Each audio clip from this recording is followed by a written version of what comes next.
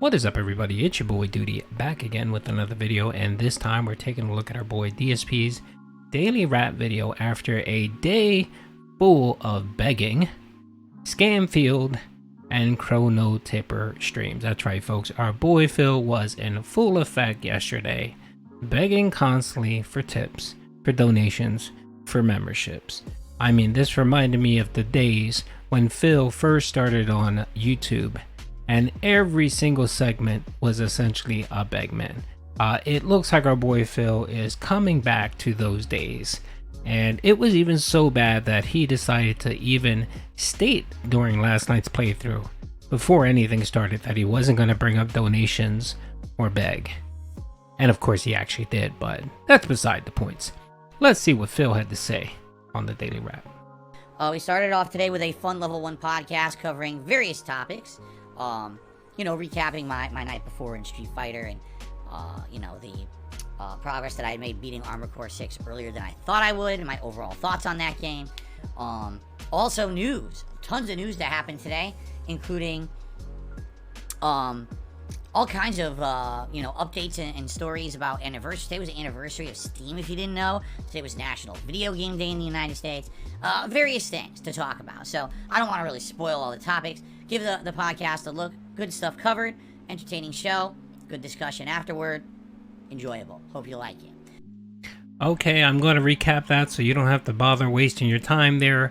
Essentially, Phil was so bored and had really nothing to talk about, to the point where he decided to make a segment about McDonald's, right? McDonald's and their self-serving drink stations. He decided that that was newsworthy enough to make it part of his gaming news segment. That's right, folks. McDonald's. Now, we all know Phil has a fetish for food and anything food related, especially McDonald's or fast food. Phil, those are one of the things, that and WWE Champions are the two things that brighten Phil's brains, right? So, of course, he had to talk about it. But it just shows the level of nothingness that this podcast is. It's essentially him regurgitating a schedule, some crappy news, which no one cares or really, has no bearing on anyone's life or his streams, and then 50 minutes of Q&A. That's essentially what his podcast is. And I love when he talks about meaningful content. How in the world is that meaningful? If you want to have a podcast every day, have something interesting to talk about. If you don't have anything interesting to talk about, cut your goddamn podcast short. There's nothing in the rule book, Phil, that says you need to make your podcast an hour and a half long. You can make it 30 minutes. You can make it 45 minutes. I'm pretty sure that people would appreciate you having more brevity and cutting back the fluff in your content. Then we continued on with StarField, and today being a major daytime stream, I was hoping that the people who showed up for StarField would be more engaged. The good news is, in general, they were. When I played the game on Sunday night, people were very disengaged, not really paying attention, talking about sports and other things, and I'm like, guys, why are you here? If you're not here for StarField, why are you here? I'm not here to talk about sports, right? Like, this is kind of ridiculous. So, anyway, I basically had a 3-hour stream covering many different things, including activities in the town of Neon, many side quests there. I even cleaned up the streets of gangs and stuff like that. Continued on with the Freestar Collective faction quest line. Got pretty far in that, and actually leveled up some key abilities like lockpicking. I now have the ability to do master locks, which is excellent, and various other things. Overall, pretty good progress, I would say. Pretty solid. Lots of story development, but also lots of fighting. There actually was a good amount of combat on today's stream. A lot of people last time around had complained that when I arrived at Neon, all I was doing was talking with people.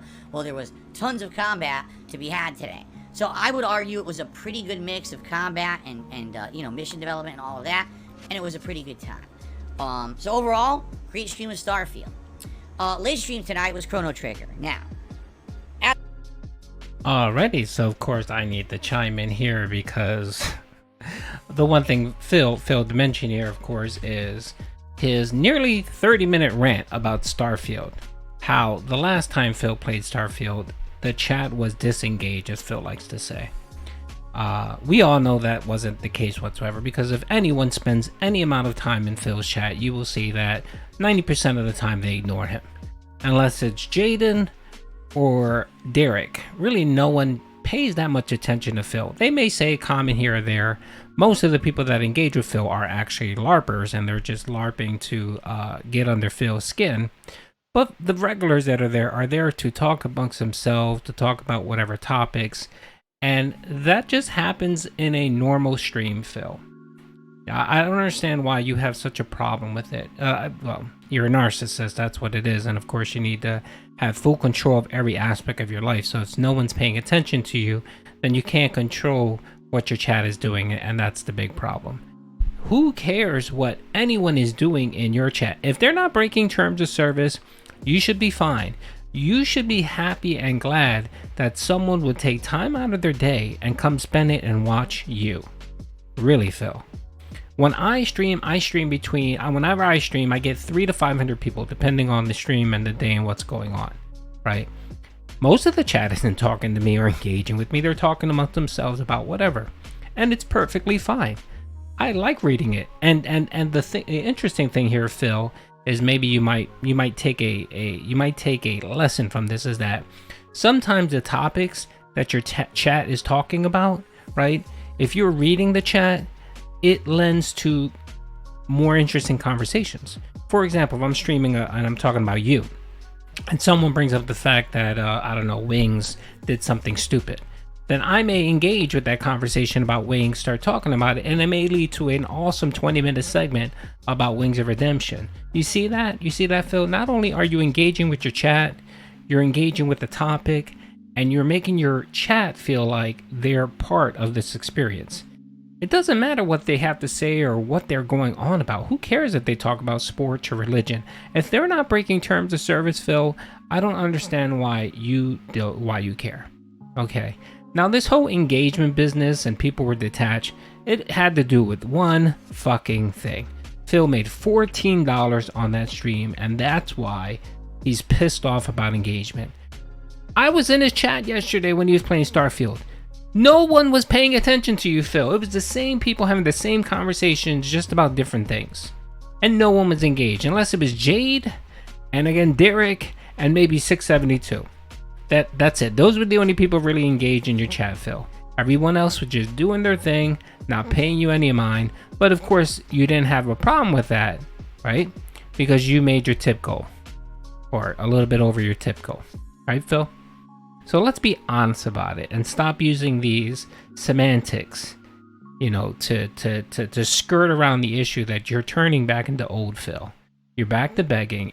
It was so bad that on the night stream, before you even started, you knew that you were begging. And you even told your chat, look, guys, I'm not going to bring it up, knowing that you were bringing it up nonstop. And that's the reason why. And you even had to preference it. But of course, you didn't. You had to bring it up several times last night on your stream. So I personally believe that old Phil is back again. And I can't wait for another streak of low tips for Phil to have a meltdown.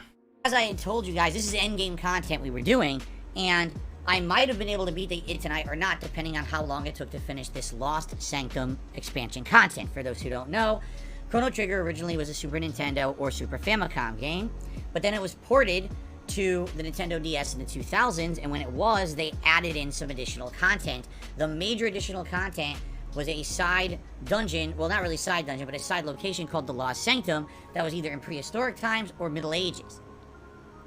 It's interesting content with some story and some combat and some really good items. The problem is the way they've laid it out, it's very tedious. You have to go to the past, do something, then to the Middle Ages, do something, go back to the past, back to the Middle Ages, back to the past, back to the Middle Ages. And as you're doing this, you have to consistently run through different dungeons and fight the same enemies over and over. They're unavoidable. I beat it tonight, but it took the entirety of this stream, and we actually took the entirety of last stream, so that was 4 hours to beat Lost Sanctum. Was it really an entertaining story? Not really. It was pretty much just meh. It was alright, but it wasn't great. And, I mean, out of it, you get tons of leveling. Actually, every character now has gotten their best abilities, and we unlocked all of the triple techs. So I have all triple tech abilities, everything done, and ready to go for the finale of the game.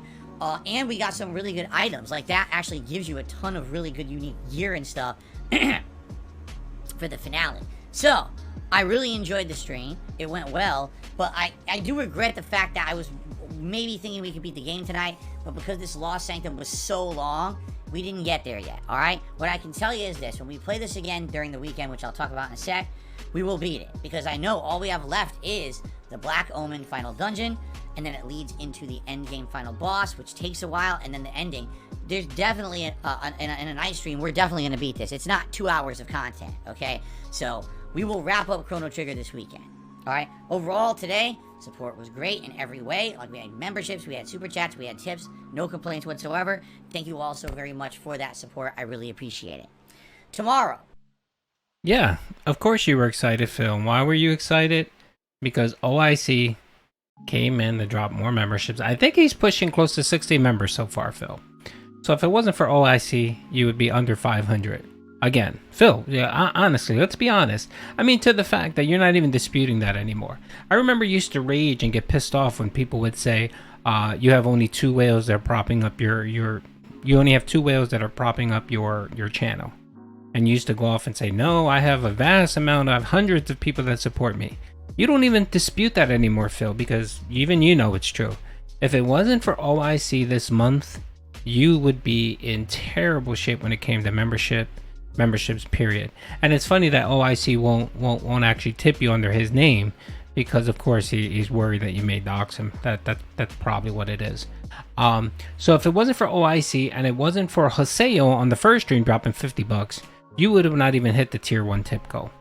First of all, the night stream with Chro-No Tipper, OIC in his female alter identity Lee Salute came in and dropped $50 as well. It's always interesting how it's always $50, right? It seems like these whales are trying to get you over that first hurdle of your tier 1 tip goal. And it's also interesting that last week you decided to make a focus and say, my focus and my goal is to hit the tier 1 tip goal at least once, which is $50. Doesn't that sound a little coordinated to me? Sounds like something maybe you would discuss via email with people, or maybe a secret Discord, and basically put that whale call out there and say, hey, I need support. And of course, you get 2 of your dents coming out to support. You have OIC, who's been holding it down ever since Game Tracker went away, right? And then you have Haseo coming in and dropping a $50 dono. That's right. I'm telling you this much, the most valuable dent of the week is going to be very difficult to choose from, because we're going to have a couple dents, a couple whales to actually choose. I don't think I can give it to myself this week. But anyway, let's keep going. Wednesday is my final consecutive streaming day of the week. And it's going to be fun because we're doing a mix. It's going to be StarField on the first stream and Street Fighter on the late stream. So half RPG, half action. Goals for tomorrow? Well, I'm actually hoping that maybe I can finish the Freestar Collective faction. I don't know if I can because I don't know how long it is, but we've put a good amount of hours into it, and I am hoping that maybe we can wrap it up. I've heard that when you beat factions in this game, the actual big rewards you get at the end of the factions are significantly good. So I'm hoping that we get a significantly good reward for beating Freestar Collective, and then go on from there. Maybe we'll go back to the Constellation missions for a while. Then maybe we'll do another faction, because remember, we still have the UC, or Vanguard, right? And then we also have a new one that we ran into in Neon that we haven't even begun yet. And of course, other various side quests as well. So we have many different things that we can actually do when we get to them. So we'll see what happens, alright? But I'm hoping that maybe we can beat Freestar Collective tomorrow. Then on the late stream, it's Street Fighter 6, and it'll be more ranked gameplay with Lily. Yes, I know I played with Lily all week long, but we're doing good. I mean, I actually thought I'd done worse than I did last night with her. But still, it's rough going with her. It's going to be some of the hardest gameplay I can possibly do with her, simply because I know for a fact that we're in a situation where I'm an underpowered character. I'm one of the worst in the game. Trying to face top tiers who are just doing online mashed patterns, it's very difficult to get around that stuff unless you can guess or predict properly. So it's going to be hard going. I know it is, but I'm going to do my best, and hopefully we can get her up ranks tomorrow, and we have a good night stream, okay? Now, I won't be here Thursday. Friday is the premiere of Mortal Kombat 1. I'll be playing that all day long, and it's either going to be the story all day, both streams, or we'll split it and we'll do story and then this new invasion mode on the late stream.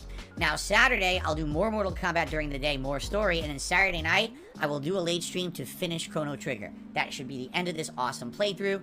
Thank you to everyone who's tuned in all along. I really...